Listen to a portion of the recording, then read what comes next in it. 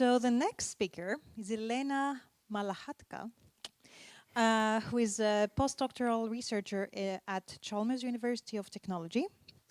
And her field of expertise is human technology interaction with a focus on urban development and built environment. Big Hello. applause. Thank you. Hi. Oh, it's just like early morning. I woke up so early. Don't need a little stretch? I definitely do. All right. So hi, everyone. Hi, Malmö, I can say. I am now working in Göteborg at Chalmers. I'm a researcher. And some of my slides will be not so aesthetically appealing as my previous speakers following there. But I can start with a little bit saying who am I. I am a researcher at Chalmers, architecture, civil engineering. I did my PhD at KTH in Stockholm. I'm engineer. And also I'm co-director of VR SciFest, the biggest festival related to VR in science and art.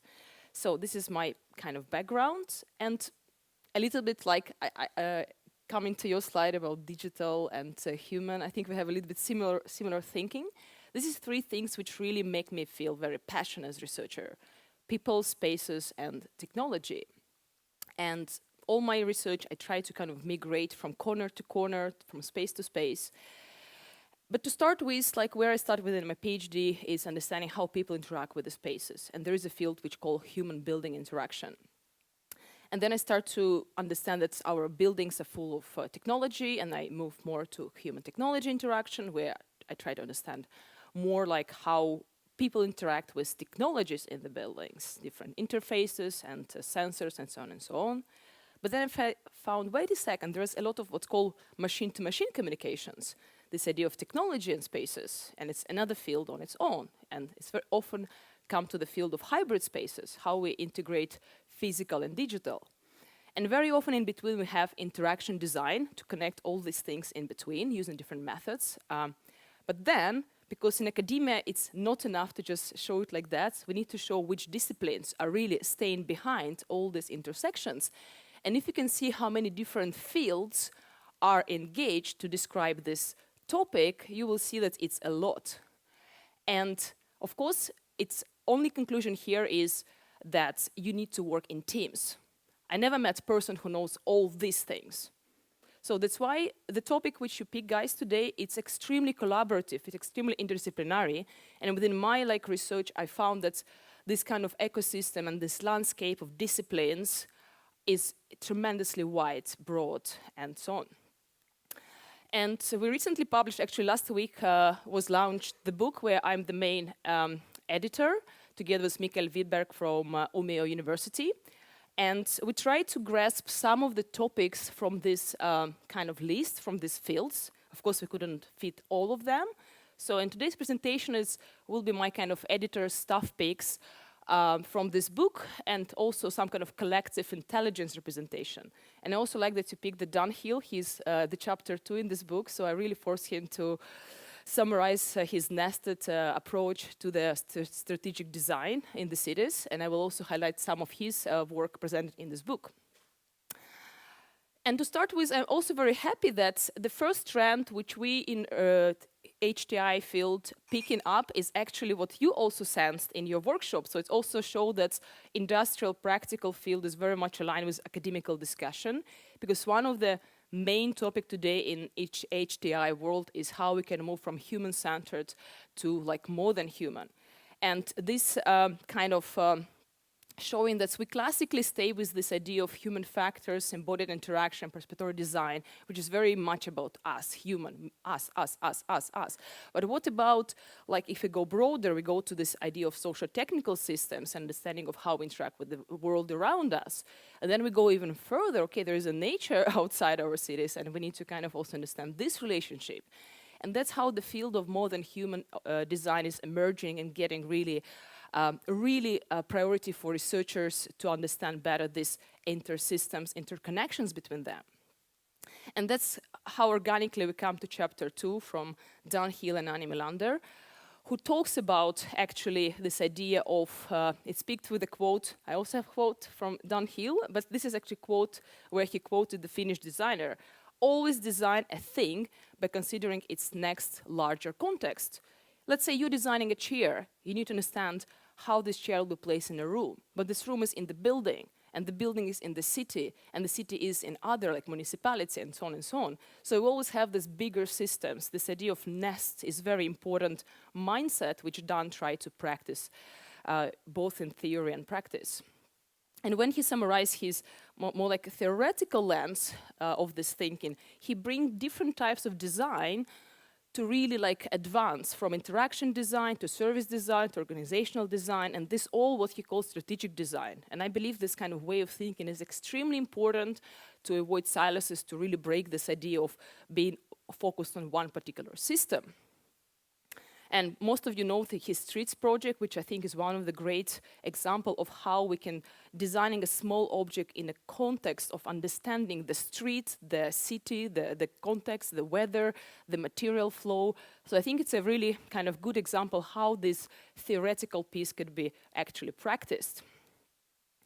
And then we come to actually more technological context of the cities, because our researchers from Uppsala University who wrote this chapter, they brought the idea of actually a future which is happening where we not only interact with human or spaces, we interact with technology and machines already every day. We ask our Siri to find the tickets, we ask our smart robot vacuum cleaner to come back to the station. We didn't notice that we start to interact a lot. And one of the industry which pushing this human-robot interaction is actually automotive. I don't know, do you know or not, but in Japan they have a place called Woven City. It's a city district designed by Toyota, and it's heavily robotized. And they use robots not just for logistical mobility, they use it for elderly support and daycare and other stuff. So they're kind of humanizing robots. It's a big research field. And I'm happy that in Sweden we also do a lot of studies on how we build the trust with machines. And this is a big ethical field of discussion, how our cities will accommodate all these technologies in the ethical and in a way that people can coexist safely and with the comfort and yeah. And then we go to another topic, which was partly touched today, the idea of media technology in our cities. And I like this old slide from Oculus. I think they presented it many years ago when it was one of the first Oculus launched. What I particularly like in this thinking, which today very often called like metaverse or cityverse or all these verses, the idea of this entertainment is actually a digital layer, which actually can impact the physical world.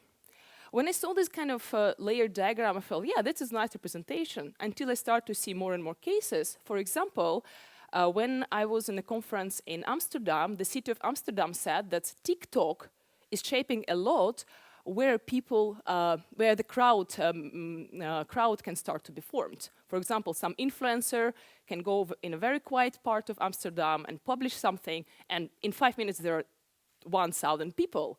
And it's really start to impact on the noise quality, on the infrastructure utilization, and so on and so on.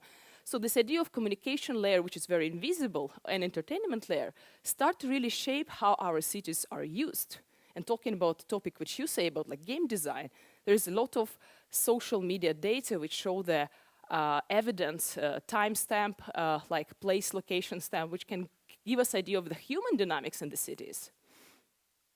And one of the kind of realization of this layeral structure of the city scale digital twin or virtual twin is a V-City project from Barcelona city. Interestingly, that this platform is backed by computational municipality-owned center, where they try to make sure that city is really following not only the visual interface, but the all backend data. So we're planning to collaborate with these guys, because I think they're doing really nice idea of creating the value for the citizens through different digital layers, like such as like sustainable mobility, health and well-being, and other important things. Yeah, we have some cases in our book as well, but one of my favorites is a project from Chalmers, actually, where we work with hospital design and using virtual reality to design hospitals, which is a really big thing to really create the environment which is extremely like performative for doctors and support their everyday needs, we need to really iterate a lot and to match-make their needs. And then we come to idea of all these sensors and data in the cities.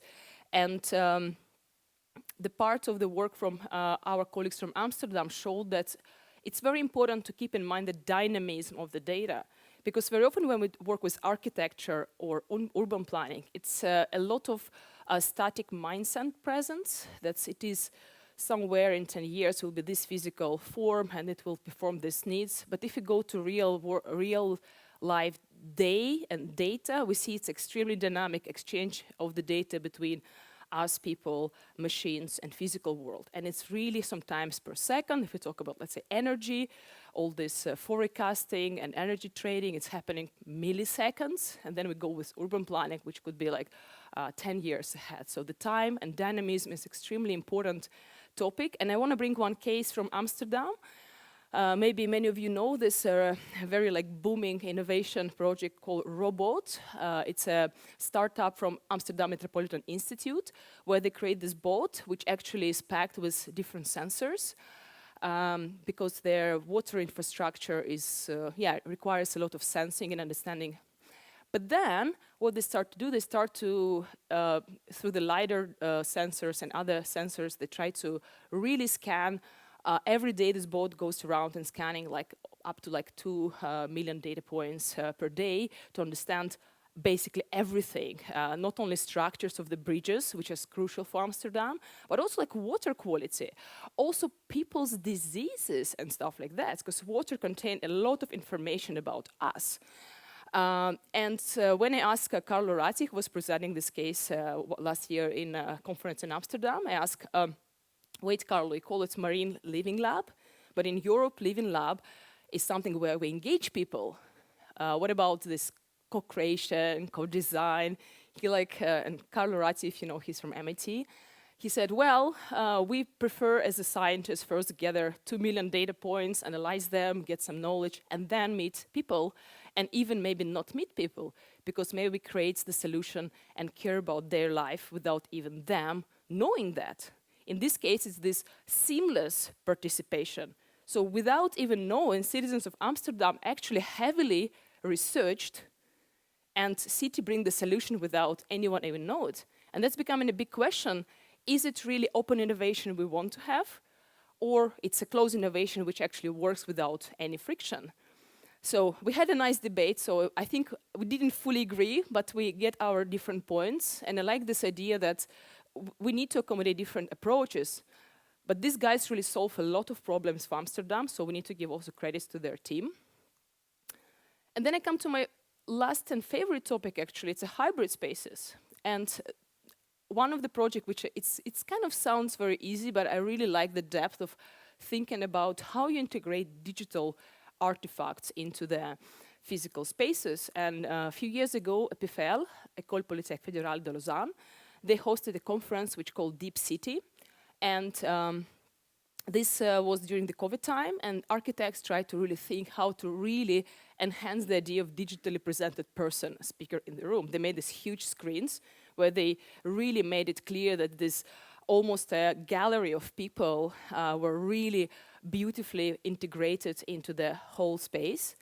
And also they made a verb interface of space-time representation of 3 cities, Lausanne, Hong Kong, and Singapore, where I never had more interactive verb representation of the conference, where you can go, you can explore, you almost feel that you're really in the digital space and you want to spend time, you want to interact with the people. So it was perfect environment to co-create, collaborate, learn from each other. And the idea that they bring time and space, geographies blend in one interface was just amazing. Talking about hybrid spaces, I had myself few kind of projects. It's not as probably big as a PFL conference. However, we get a room in a hotel in Stockholm, Nordic Choice, Hobo. I think now it's called Strawberry, right? Okay, sorry, Strawberry. So we get a room without windows because they have hotel rooms without windows, which is perfect environment for digital mapping. And that's where we started to create, you might not see it right now very well, but idea that's how we can cover like a room like that with any content you want. For example, if it's a rainy day in Stockholm, how can you access Fotografiska exhibition without even leaving your bed? Yes, it's a solution for probably lazy people, but it was kind of interesting to play with the idea how we can merge digital and physical. And I like this idea of prototyping with digital physical brought me to the next project where we worked with using facades as a interface for the citizens and not just do the cartoons or something, just really create meaningful data visualization on the interface of the building. That's KTH Living Lab, where we try to show different ways of mapping the user's behavior data in the building through engineering way or through kind of more artistic way. Interestingly, White project collaboration many years ago, I just contact White architects and say, hey guys, do you want to play with the idea of city stories? How can we use augmented reality, cities, and more or less kind of map different stories of the city with the use of augmented reality? Person on the video was Liselot, with whom actually I'm working now. It was funny that I didn't know her then. But we tried to see how we can connect digital technology, spaces, and stories. Because in the end of the day, what we do in our cities, we're telling the stories, we're sharing the stories, we're trying to interact with each other. So, to a little bit wrap up all this sprint of different ideas, I want to just bring this idea that interaction is participation. It's a very often seamless participation, where you might not even know that you're participating, sharing your data, leaving the log, even connecting to Wi-Fi hotspot. You're sharing a lot of data. And I really would like to bring this question, how do we address this seamlessness, silenceless, this dark matter which we don't see but it's actually happening? Who is really in control or who is responsible for this kind of field? And that's where I want to bring also Benjamin Bratton idea of this. We have users with their interfaces, they all have physical and digital addresses like IP address. You might have one physical address, but you have thousands of IP addresses today. And then we have city with a lot of other digital kind of mediums, like geoinformation system and stuff like that. And then we have all the systems which are beyond our physical understanding, like how we can go to this space sensing and all this kind of earth sensing technology, which we physically with our eye, we can't see the scale. So it's becoming a more philosophical rather than technological discussion. As a researcher, I believe that we need to stick to this like formula. People have to be more than technology. We should even never have the equal sign between these two. And that's what I think our responsibility to keep this equation this way, that whatever technology we play, it always should serve to people or even more to the nature. That's kind of another set of thinking we try to develop through different research projects.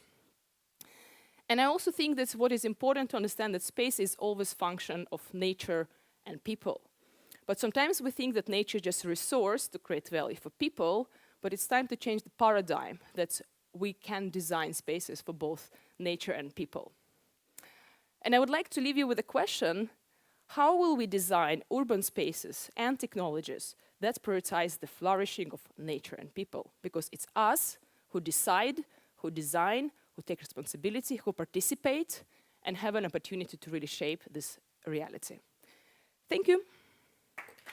And we would like to give, we know they have a future library here in Media Evolution, so I want to give you our book, so enjoy reading.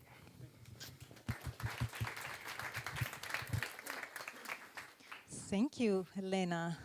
Interesting how the digital layer is not itself a thing. There are several layers.